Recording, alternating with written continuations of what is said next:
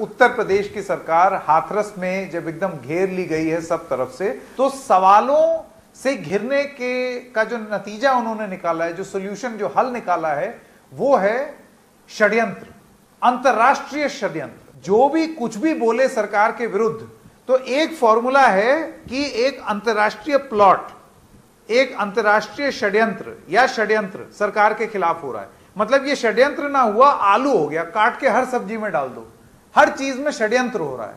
हाथरस मामले में अभी तक इस सवाल का जवाब नहीं मिला है कि रात अंधेरे पीड़िता का शव जलाने का फैसला किसका था, आदेश किसका था। हाथरस प्रशासन की तरफ से दो तरह के जवाब आए। एक के शव जलाने के वक्त पीड़िता का परिवार था, जिसे पिता ने गलत बता दिया, यह डीएम ने कहा था। दूसरा जवाब आया कि कानून व्यवस्था बनाए रखने के लिए किया गया ऐसा। कानून व्यवस्था के नाम पर विपक्ष को रोकने के लिए भारी संख्या में पुलिस उतार दी गई, नोएडा से लेकर हाथरस तक में। जब विपक्ष को रोकने के लिए इतनी पुलिस है, तो उसी की मदद से दिन के वक्त अंतिम संस्कार क्यों नहीं हो सकता था। जो पुलिस विपक्ष के नेताओं पर लाठियां बरसा सकती थी, गांव में पंचायत की अनुमति दे सकती थी, वह पुलिस एक मां और पिता को अपनी बेटी का शव आखिरी बार के लिए देखने नहीं दे सकी। क्यों? सूबे के additional DG law and order Prashant Kumar कहते हैं कि रेप तो हुआ ही नहीं। कानून नहीं पढ़ा है उन्होंने, लगता है विशाखा गाइडलाइंस भी नहीं पढ़ी हैं। जो सैंपल एकत्रित किए गए थे उसमें किसी तरह का स्पर्म और शुक्राणु नहीं पाया गया है। महिला से कथित बलात्कार के 11 दिन बाद सैंपल लिए गए, जबकि सरकार की गाइडलाइन है 96 घंटे के भीतर सैंपल लेने की। इसलिए यह रिपोर्ट बलात्कार की पुष्टि कर ही नहीं सकती है। यह स्पष्ट हो गया है कि उनके साथ, पीड़िता के साथ कोई रेप या मास रेप की बात नहीं हुई थी। डाइंग डिक्लेरेशन दी है लड़की ने, मरते वक्त का बयान दर्ज कराया है जिसमें, और ये कैमरे पर है, जिसमें कहा गया मेरे साथ गैंग रेप किया गया है। और बलात्कार में केस में सबसे अहम भूमिका है उस औरत के अपने बयान की। अगर वो कहती है ये उसकी मर्जी के बिना था, तो बलात्कार बनता है। क्या पुलिस को यह कानूनी बात पता नहीं है?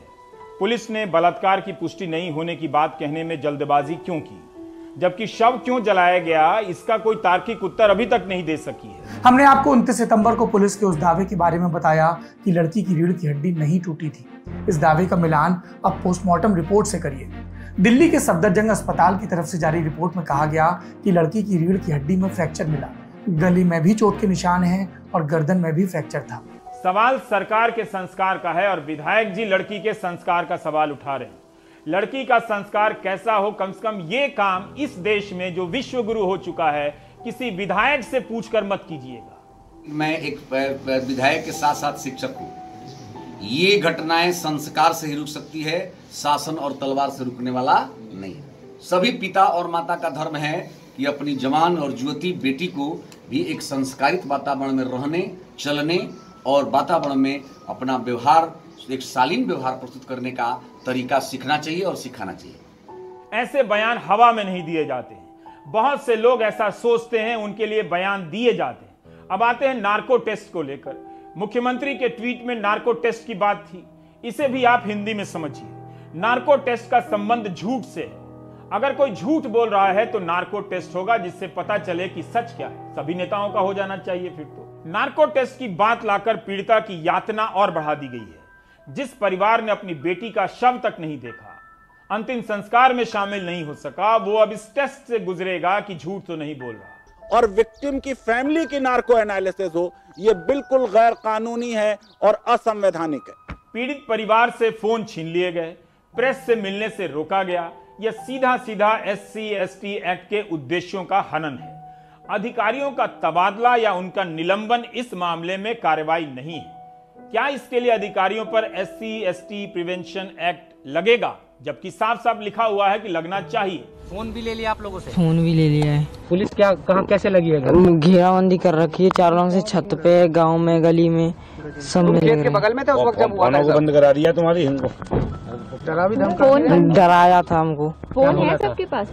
फोन नहीं है, फोन तो छुड़ा लिया है पहले के, किसी को बुला नहीं ले। सबके साथ फोन ले लिया क्या? हाँ सबको। क्या आपकी माँ ने और भाभी ने क्या बोला कि मीडिया को बुला के लाओ? हाँ यूँ कहा था मीडिया को बुला के लेके आओ, हम उनसे बात करेंगे। आप यहाँ कैसे पहुँचे हो? कैसे हम तो आने दिया? खेतों में के आए हैं, छुपके नियार के बहाने से कि घास लेने आने नहीं दे रहे क्या? आने नहीं दे रहे किसी को। हमारे ताऊ भी आ रहे थे कि हम तो अपने आदमी को बुला के लेके आएंगे, हम तो मीडिया वालों को बुला के लेके आएंगे। डीएम साहब धमकी दे रहे हैं, उनको धमकी दे रहे हैं, उनको मारा था, उनकी छाती पे लात मारा था, सो उनके दर्द हो रहा है। उनके डीएम साहब ने मारा, ताऊ को मारा।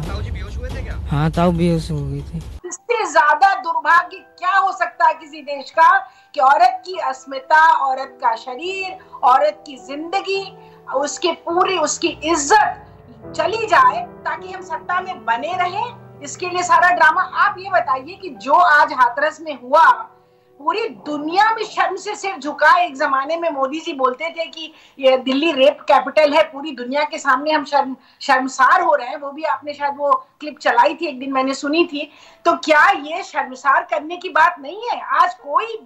आज मैं किसी एक इंटरनेशनल कॉन्फ्रेंस की कीनोट एड्रेस दे रही थी, सारी औरतें मुझसे सिर्फ एक ही सवाल पूछ रही थी कि ये क्या हो रहा है हिंदुस्तान के अंदर।